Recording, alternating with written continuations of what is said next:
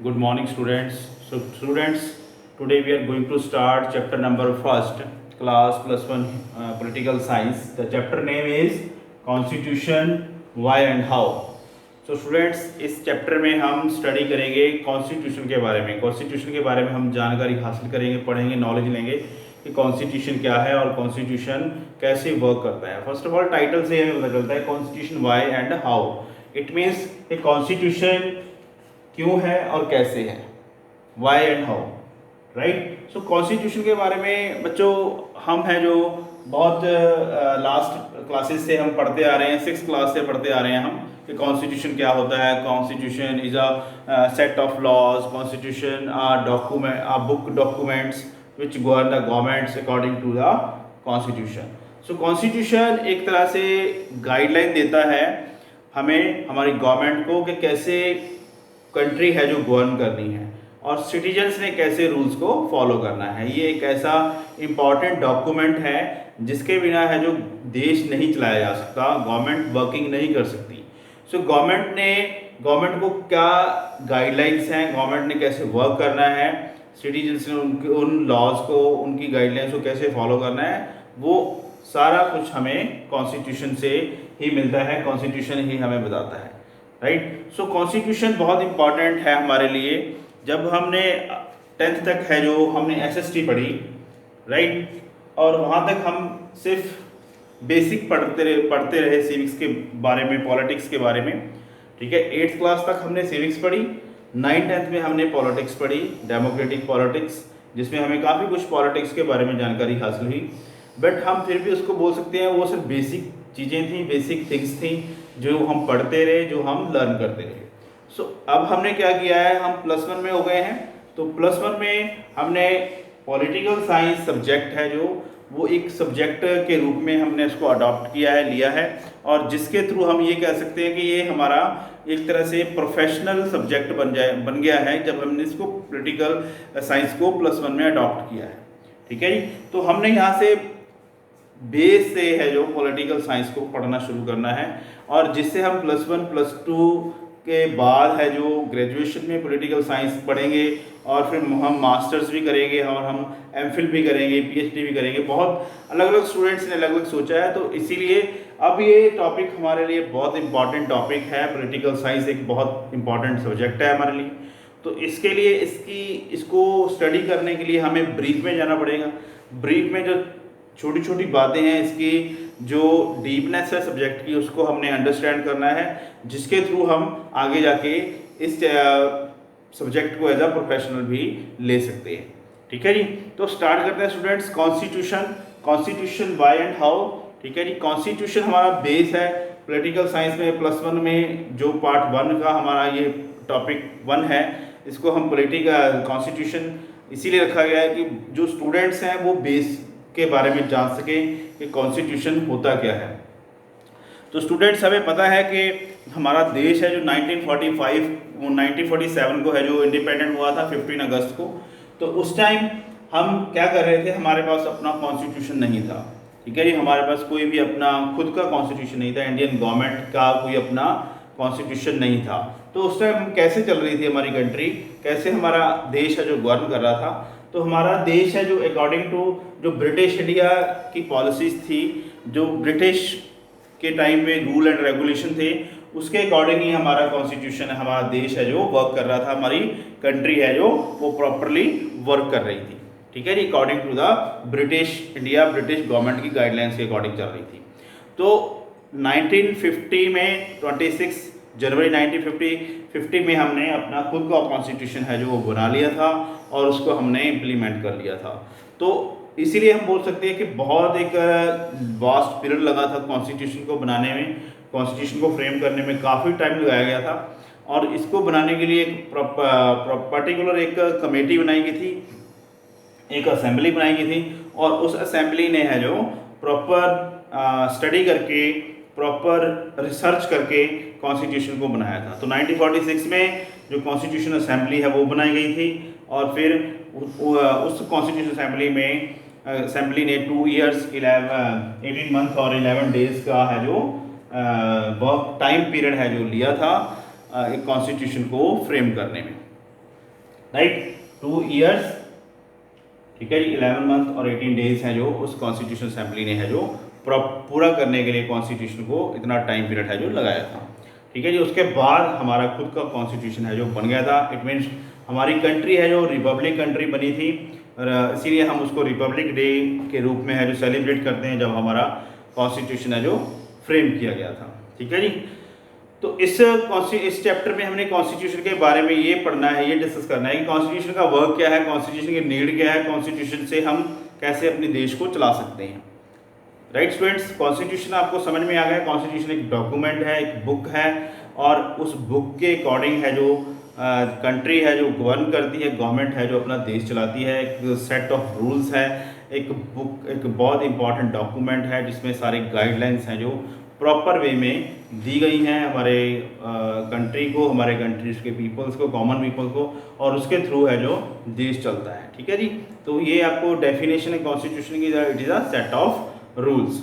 Right, तो अब हम बात करते हैं, आगे बढ़ते हैं, आगे हम फर्दर डिस्कस करते हैं कि कॉन्स्टिट्यूशन है क्या, कॉन्स्टिट्यूशन की नीड क्या है। तो हमारा फर्स्ट टॉपिक है why do we need constitution. Constitution की हमें क्या ज़रूरत है, क्या नीड है। ठीक है जी, तो कॉन्स्टिट्यूशन की बहुत इंपॉर्टेंट है हमारे लिए, बहुत ज़्यादा नीड है इसकी, बहुत इंपॉर्टेंट है हमारे लिए, बहुत ज़्यादा नेसेसरी है कॉन्स्टिट्यूशन। वो कैसे, देखिए जी, constitution allow the coordination. It means constitution एक ऐसा डॉक्यूमेंट है, जैसे हम ये बोल सकते हैं कि हमारा देश क्या है, हमारी कंट्री क्या है, एक डाइवर्स कंट्री है। India is a diverse country, और इंडिया में बहुत तरह के लोग हैं, बहुत तरह की भाषाएं बोली जाती हैं, लैंग्वेज बोली जाती हैं। There lot of diversity in India. People spoke different language and different religion, follow different type of customs, celebrate different type of festivals. बहुत ज़्यादा डाइवर्सिटी है इंडिया में, कि हम ये नहीं बोल सकते कि हाँ इंडिया एक कम्युनिटी का देश है, या हिंदुस्तान एक हिंदू कम्युनिटी का देश है। नहीं, इंडिया एक डाइवर्स कंट्री है, और डिफरेंट रिलीजन है यहाँ पे प्रैक्टिस किए जाते हैं। ठीक है जी, और इसी वजह से डिफरेंट, बहुत ज़्यादा लैंग्वेज में डाइवर्सिटी है, बहुत ज़्यादा कस्टम्स में डाइवर्सिटी है, नॉर्थ टू साउथ, और उसके बाद वेस्ट टू ईस्ट, बहुत ज़्यादा डाइवर्सिटी है इंडिया में। तो कॉन्स्टिट्यूशन क्या करता है, देखिए कॉन्स्टिट्यूशन कोऑर्डिनेशन है जो इस्टेब्लिश करता है।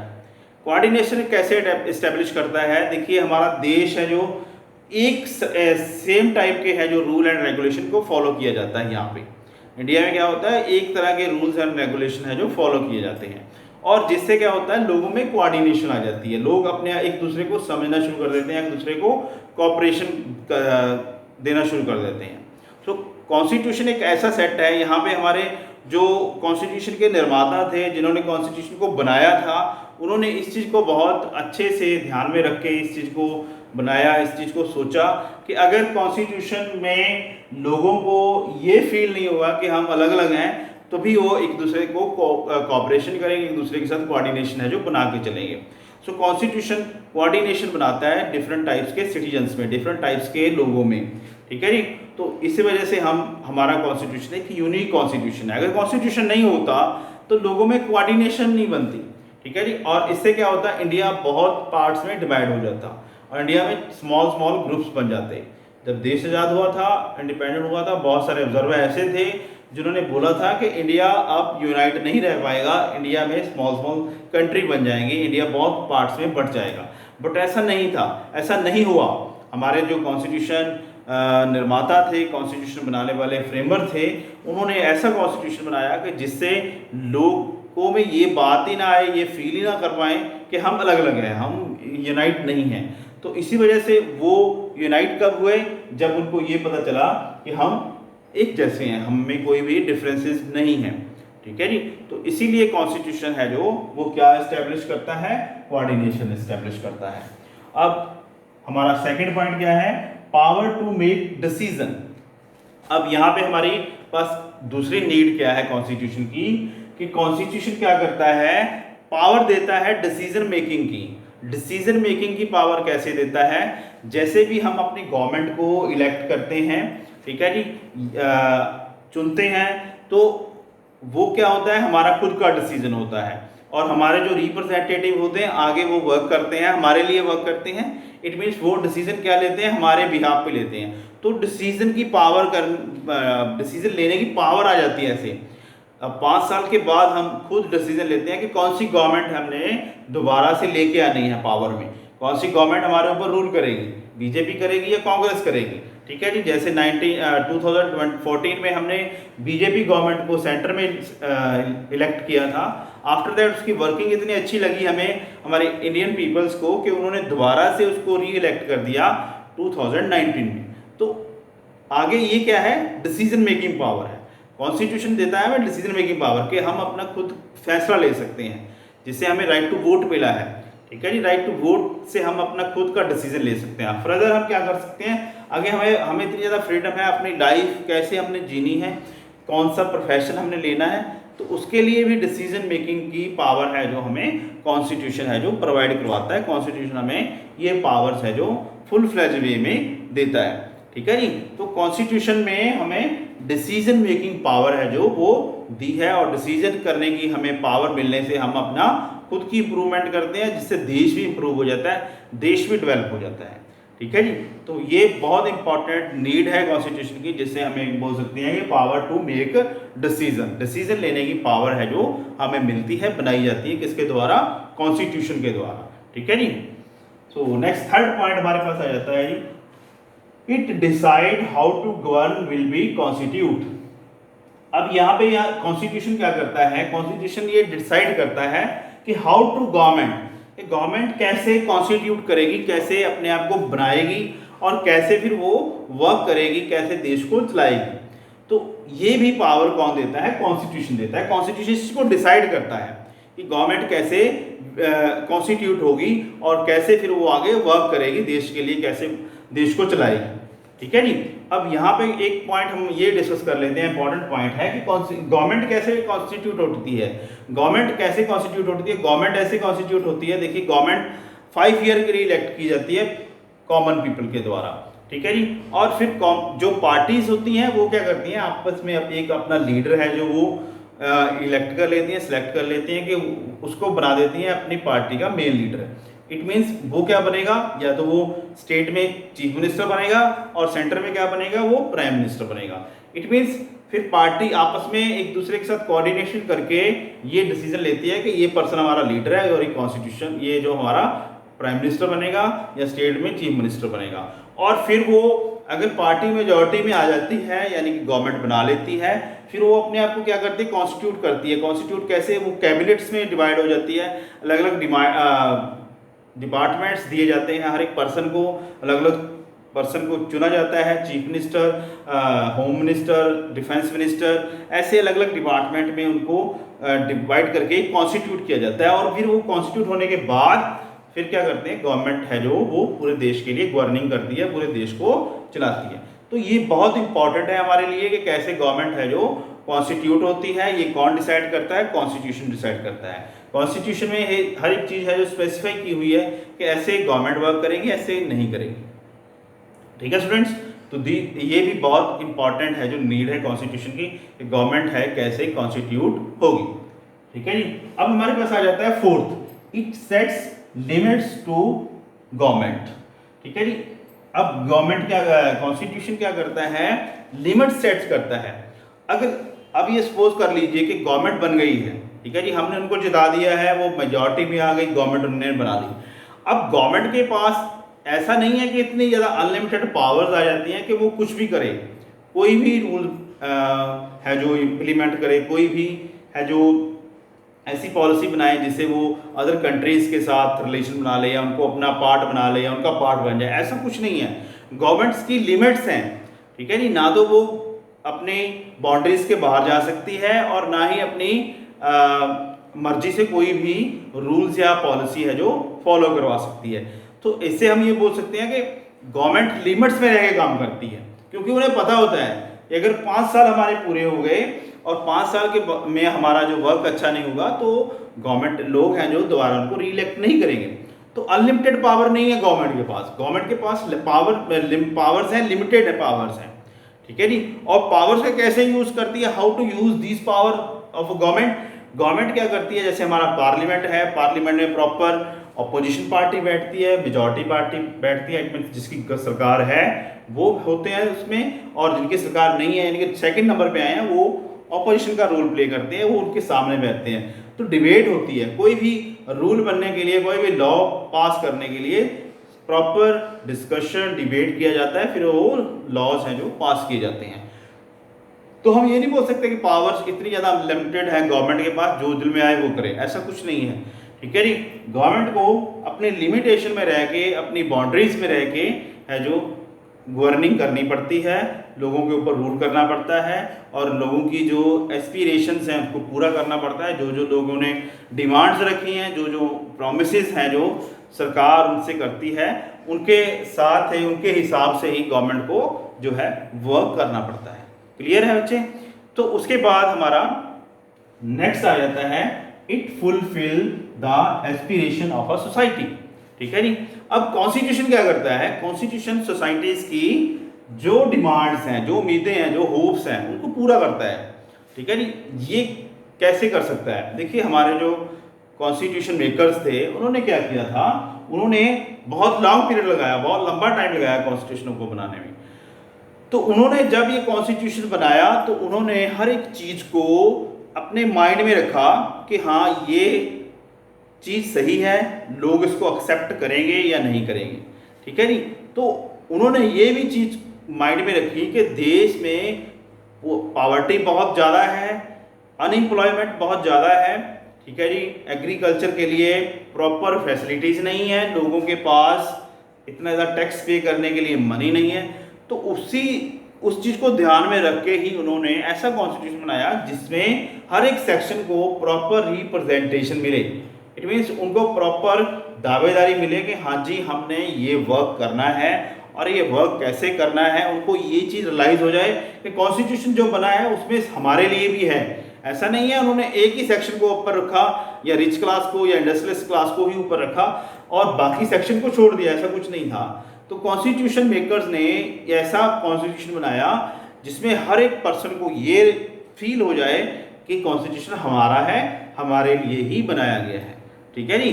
जैसे हम बोल सकते हैं कि जैसे रिजर्वेशन दी गई, ठीक है जी, और अदर फैसिलिटीज़ दी गई, एग्रीकल्चर को अपलिफ्ट करने के लिए बहुत कुछ कॉन्स्टिट्यूशन में रखा गया। ठीक है, पूरे सेक्शन को ऊपर करने के लिए बहुत कुछ इसमें इंक्लूड किया गया। तो ऐसे एक कॉन्स्टिट्यूशन बनाया गया जिससे पूरी सोसाइटी का जो एस्पिरेशंस हैं, जो उम्मीदें हैं, उनकी होप्स हैं, उनको ध्यान में रख के कॉन्स्टिट्यूशन है जो बनाया गया। और ऐसे लोग हैं जो उससे देख के उसके आने के बाद लोगों में खुशी की लहर दौड़ गई कि अपना कॉन्स्टिट्यूशन ऐसा बना है जिससे लोगों को फुल फ्लैज है जो पावर मिली है, फुल फ्लैज उनको अपॉर्चुनिटीज़ मिली है कि वो अपनी खुद की डेवलपमेंट है वो प्रॉपर वे से कर सके। ठीक है जी। अब नेक्स्ट हमारे पास लास्ट आ जाता है हमारे पास it express fundamental identity, moral identity. इसको हम ये भी बोल सकते हैं, मॉरल आइडेंटिटी भी हम इसको बोल सकते हैं बच्चों। ठीक है जी।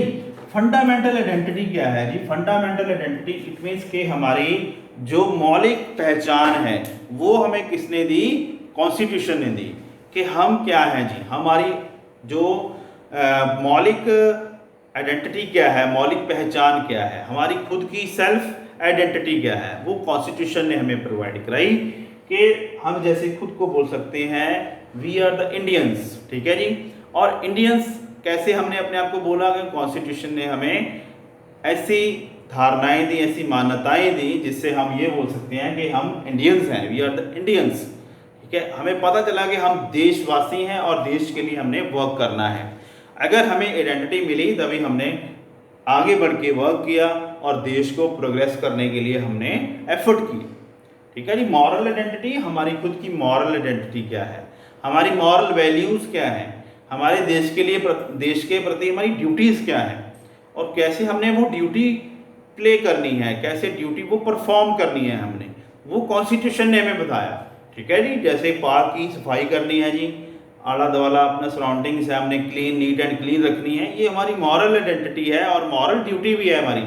तो ये किसने दी हमें? कॉन्स्टिट्यूशन ने दी। अगर कॉन्स्टिट्यूशन ने हमें ये मॉरल आइडेंटिटी दी है तभी हम देश सीना चौड़ा करके ये बोल सकते हैं कि हम इंडियन हैं, हम भारतीय हैं और हमें अपने देश के ऊपर गर्व है, मान है, ठीक है जी। और हम अपने देश के लिए जो भी करेंगे अच्छा करेंगे और देश को आगे बढ़ाने के लिए हम अपने ज़्यादा से ज़्यादा एफर्ट्स हैं जो वो करेंगे, ठीक है स्टूडेंट्स। सो ये थी हमारी नीड कॉन्स्टिट्यूशन के लिए, जो भी हमारा कॉन्स्टिट्यूशन है उसके लिए हमें क्या नीड है कॉन्स्टिट्यूशन से, कॉन्स्टिट्यूशन की क्यों क्या नीड है, वो हमने ये 6 पॉइंट है जो वो डिस्कस कर लिए। तो आपको अच्छे से इसको आई थिंक आपको ये सारे पॉइंट हैं जो क्लियर हो गए, ठीक है जी। Thank you sir.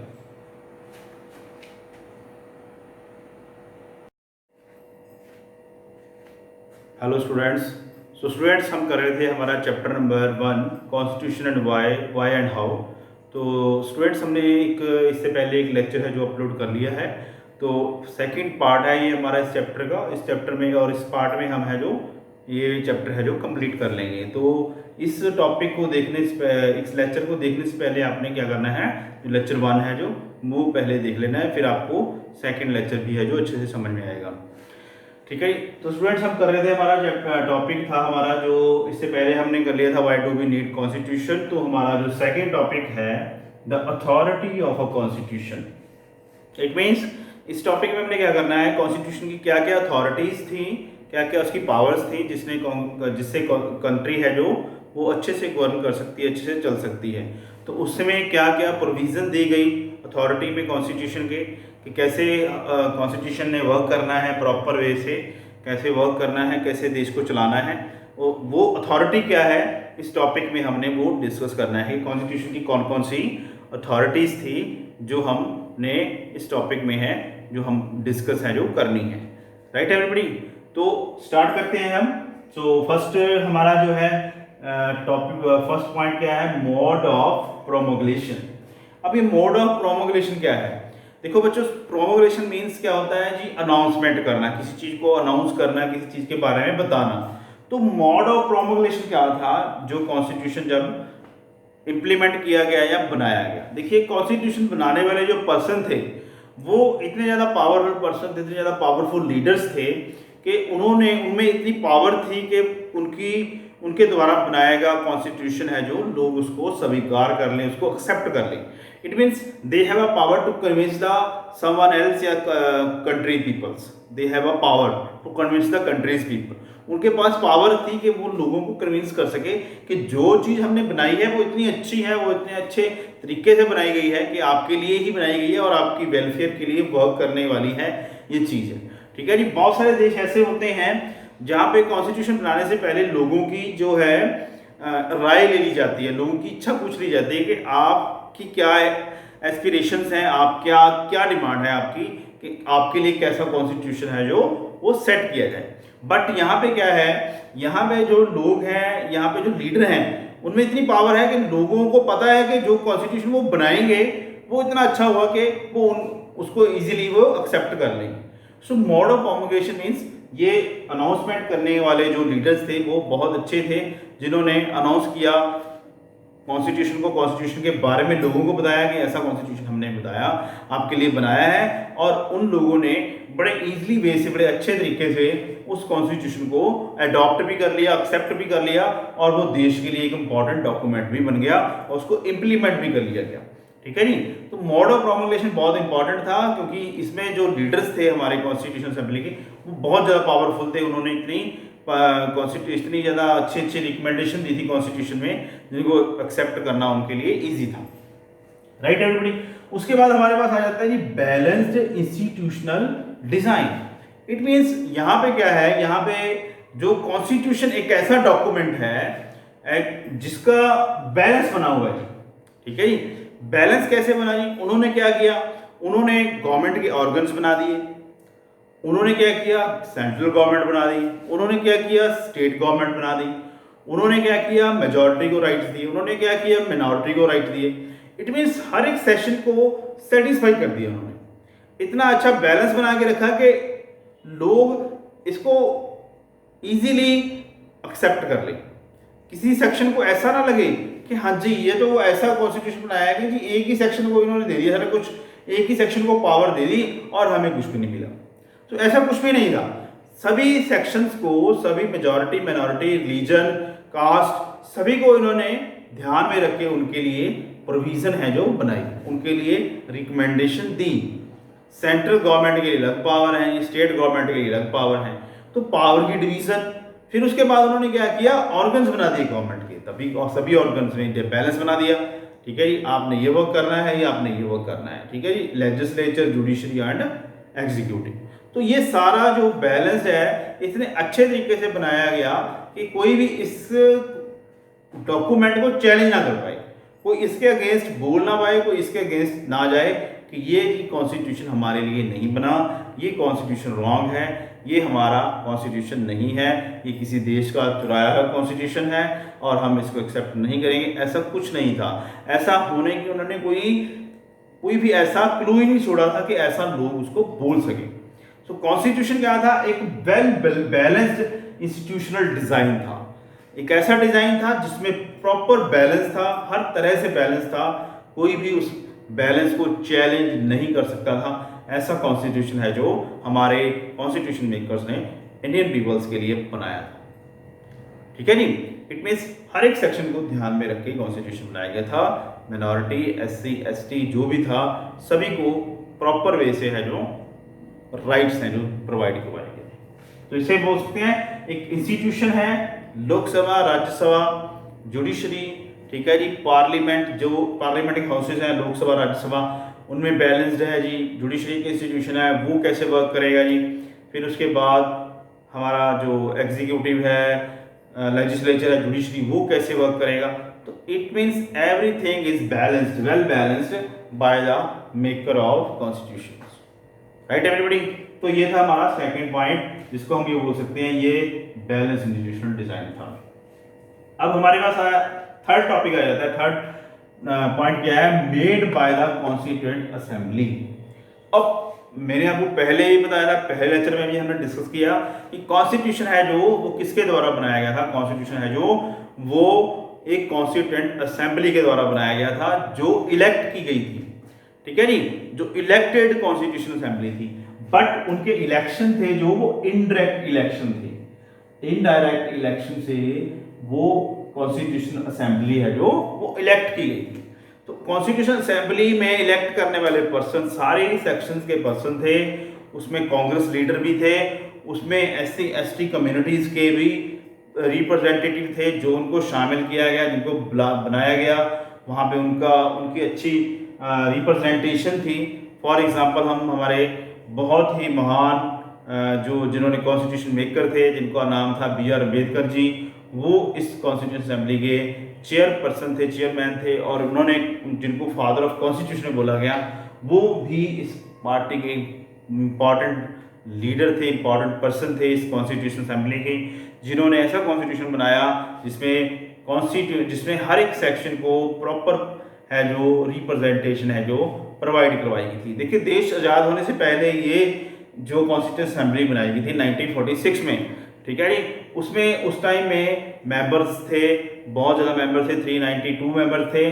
बट जब देश डिवाइड हो गया, इंडिया पाकिस्तान बन गया, तो वो मेंबर हैं जो पर्सन आधे मेंबर हैं जो वो पाकिस्तान में चले गए, तो 289 मेंबर हैं जो कॉन्स्टिट्यूशन असेंबली के रह गए थे, जिन्होंने कॉन्स्टिट्यूएंट असेंबली में रह के कॉन्स्टिट्यूशन बनाने में बहुत इंपॉर्टेंट रोल है जो वो प्ले किया था। ठीक है जी। अब हम ये बोल सकते हैं कि कॉन्स्टिट्यूशन ऐसे नहीं है यहाँ एक पर्सन था और उसने कॉन्स्टिट्यूशन बना दिया, या एक ऐसा पर्सन था जिसको जो पावरफुल था या जो अंग्रेजों का चमचा था या कुछ भी, ऐसा कुछ नहीं था। कॉन्स्टिट्यूएंट असेंबली ने कॉन्स्टिट्यूशन बड़े अच्छे तरीके से है जो मेड किया था, प्रॉपर वे से वर्क हुआ था, सारा डिस्कशन हुई थी, डिबेट हुई थी, और कॉन्स्टिट्यूशन असेंबली ने बहुत इंपॉर्टेंट रोल है जो अपना वो इसमें है जो प्ले किया। राइट। अब composition of constituent assembly, composition of constituent assembly है जो वो मैंने आपको पहले ही बता दिया कि कॉन्स्टिट्यूएंट असेंबली की जो कंपोजिशन है बहुत वेल तरीके से है जो की गई थी। फर्स्ट ऑफ ऑल हर एक सेक्शन के पर्सन को इसमें शामिल किया गया था, चाहे वो रिजर्व कैटेगरीज का है, एससी एसटी कम्युनिटी का, उनके मेंबर्स को भी इसमें शामिल किया गया था, और प्रॉपर है जो ड्राफ्टिंग कमेटी बनाई गई थी, लीडर्स बनाए गए थे। इट मीन्स के वेल तरीके से है जो कॉम्पोजिशन है जो कॉन्स्टिट्यूशन असेंबली की गई थी, जिन्होंने अपने सेक्शन, अलग अलग सेक्शन थे कॉन्स्टिट्यूशन असेंबली के बनाए हुए, जिन्होंने अलग अलग वर्क हैं जो दिए गए थे कि आपने ऐसे ये वर्क करना है, आपने इसको स्टडी करना है। तो प्रॉपर वे से कंपोजिशन है जो कॉन्स्टिट्यूशन असेंबली की गई थी कि जिससे कोई भी वायलेशन ना हो सके, कोई किसी में आपसी भेदभाव ना हो, डिस्क्रिमिनेशन ना हो, कोई भी ऐसा सेक्शन ये ना, कोई पर्सन ये ना कहे कि मेरे को प्रॉपर जो है राइट है जो नहीं मिला बोलने का या डिस्कशन देने का, अपने व्यूज़ रखने का, ऐसा कुछ नहीं था। वेल बैलेंस्ड है जो कॉन्स्टिट्यूशन असेंबली की जो कॉम्पोजिशन है जो वो बनाई गई थी, जिसके थ्रू है जो कॉन्स्टिट्यूशन असेंबली के वर्कर हैं जो वो काम कर रहे थे। ठीक है जी, और उन्होंने फिर इस कॉन्स्टिट्यूशन असेंबली में जो है कॉन्स्टिट्यूशन को बनाया। ठीक है जी, अब यहाँ पे हमारे पास आ जाता है जी principle of deliberation. Principle of deliberation it means कैसे how to express the views about the constitution, कि कैसे इसको एक्सप्रेस किया गया, कैसे इसको एक्सप्लेन किया गया। ठीक है, इसमें क्या होता था, कोई भी इशू होता था जो भी डिस्कस करना है, उन्होंने कोई चीज़ को इम्प्लीमेंट करना है या उसमें इंक्लूड करना है कॉन्स्टिट्यूशन में, तो उससे पहले उसके ऊपर प्रॉपर डिस्कशन बेंच बैठा जाता था, डिस्कशन होती थी। फिर उसके बाद उसी इशू के ऊपर डिबेट की जाती थी, उसकी जो कमियां हैं, उसकी जो अच्छाइयां हैं या उसके जो मेरिट और डीमेरिट, उन दोनों को प्रॉपर तरीके से डिस्कस किया जाता था। डिस्कस करने के बाद डिबेट की जाती थी, और डिबेट के बाद ही सभी मेंबर्स में है जो सहमति होती थी, तभी वो जो कोई भी पॉइंट है या कोई भी सब्जेक्ट है उसमें इंक्लूड किया जाता था या वो बाहर निकाला जाता था। तो इस चीज़ का पहले पूरी तरह से है जो एक एक्सपेरिमेंट किया जाता था, एक तरह से उसके ऊपर पूरी चर्चा की जाती थी, फिर ही उसको एक्सप्रेस किया जाता था, डेलिब्रेट किया जाता था या कॉन्स्टिट्यूशन में इंक्लूड किया जाता था। तो इसको हम बोलते हैं प्रिंसिपल ऑफ डेलिब्रेशन। प्रिंसिपल यही था कि कोई भी ऐसे नहीं है कि कोई भी मेंबर मुंह उठा के आ जाए तो ये बता दे कि हाँ जी ये इशू है, ये हमने इस देश से लिया है तो इसको इंक्लूड कर दो, इसको इसमें शामिल कर दो, ऐसा नहीं था। सभी मेंबर्स की आपस में राय बनाने के लिए उसके ऊपर प्रॉपर है जो डिस्कशन लिया जाता था, उसके ऊपर प्रॉपर चर्चा की जाती थी, तभी अगर उसके ऊपर सहमति बनती थी तभी उसको इंक्लूड किया जाता था या एक्सक्लूड किया जाता था।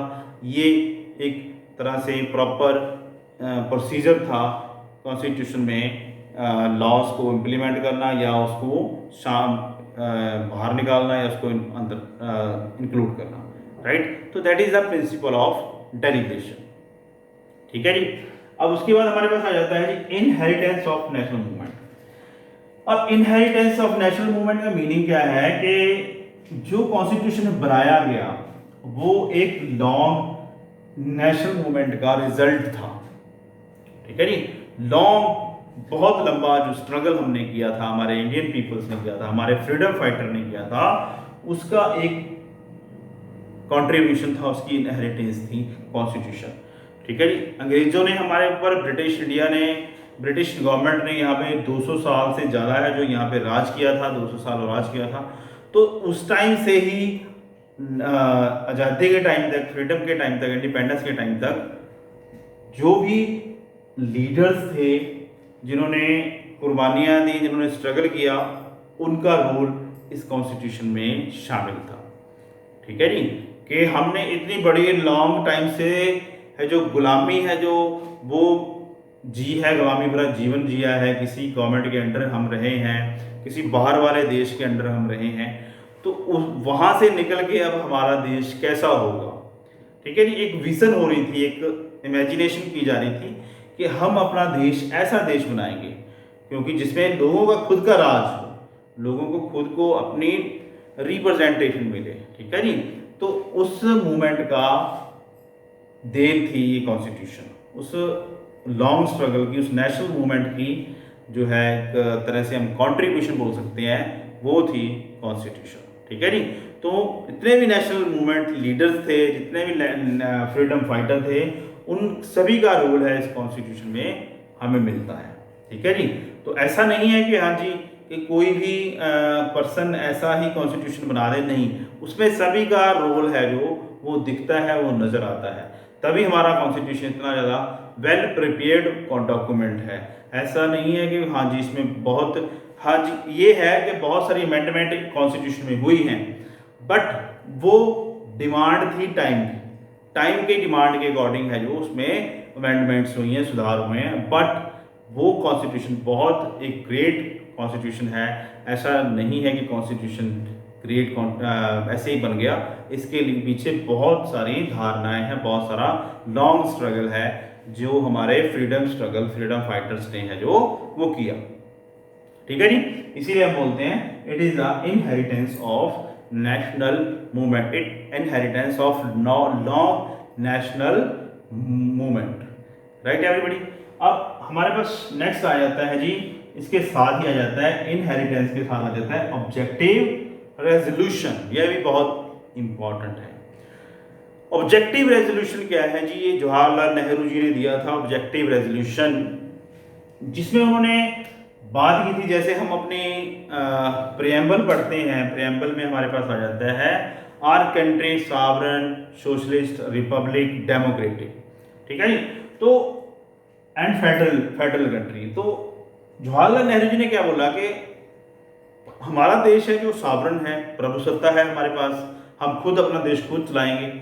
ठीक है जी, डेमोक्रेटिक गवर्नमेंट है, जो डेमोक्रेटिक फॉर्म ऑफ गवर्नमेंट है वो हम अडॉप्ट करेंगे, और उसके साथ हम अपनी कंट्री को फेडरल कंट्री बनाएंगे। फेडरल कंट्री मीन्स कि हमारा देश है जो वो 2 पार्ट्स में वर्क करेगा, सेंटर एंड स्टेट्स।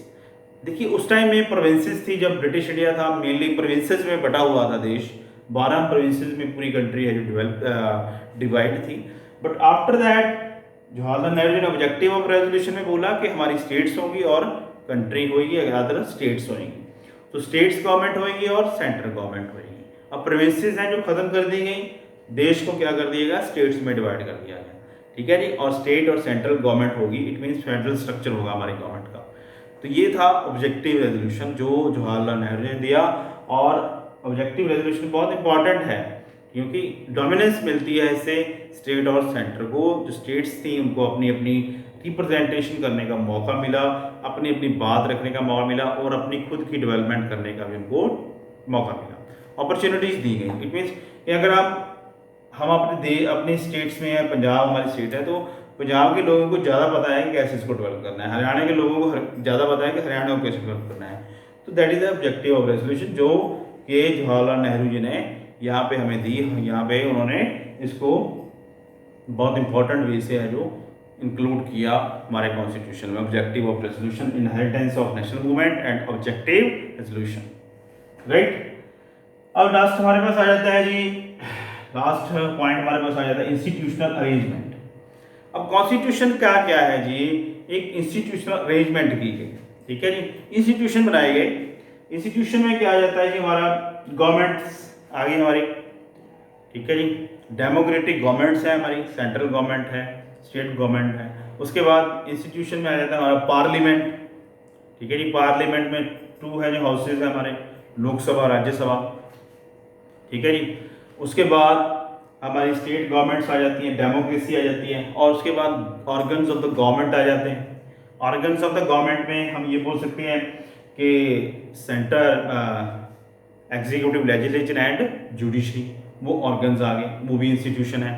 ठीक है, जुडिशरी एक इंस्टीट्यूशन है, पार्लियामेंट इंस्टीट्यूशन है, सेंट्रल स्टेट गवर्नमेंट है वो इंस्टीट्यूशन है, और ये ऐसे इंस्टीट्यूशनल डिज़ाइन बनाया गया। उसके बाद वेलफेयर कमेटीज़ बनाएंगी, वेलफेयर ऑफ द पीपल, कि कॉन्स्टिट्यूशन जो वर्क करेगा उसमें ये चीज़ लिखेगी कि लोगों की वेलफेयर के लिए हमने वर्क करना है, लोगों की डेवलपमेंट कैसे करनी है, उनकी वेलफेयर कैसी होनी चाहिए, उनको कैसे आज़ादी मिलनी चाहिए। तो इस चीज़ की है जो अरेंजमेंट है जी, किसने की? कॉन्स्टिट्यूशन ने की हमारे। तो constitution it is a very important document. तो इसके साथ स्टूडेंट्स हमारा ये चैप्टर है जो कंप्लीट हो जाता है जी। ठीक है जी, जिसमें हमने काफ़ी कुछ डिस्कस कर लिया, कॉन्स्टिट्यूशन की नीड के बारे में हमने पढ़ लिया फर्स्ट लेक्चर में, और इस लेक्चर में हमने डिस्कस किया कि अथॉरिटी कॉन्स्टिट्यूशन की क्या है, कैसे कैसे कौन कौन सी प्रोविज़न है, कौन कौन सी प्रोसीजर से कॉन्स्टिट्यूशन है जो वो बनाया गया, क्या क्या इसकी अथॉरिटीज़ हैं। ठीक है जी, तो स्टूडेंट्स आई थिंक आपको ये चैप्टर है जो समझ में आ गया होगा। तो आपने अच्छे से इस वीडियोस को वॉच करना है और एनसीईआरटी बुक को भी रीड करना है। Thank you everyone.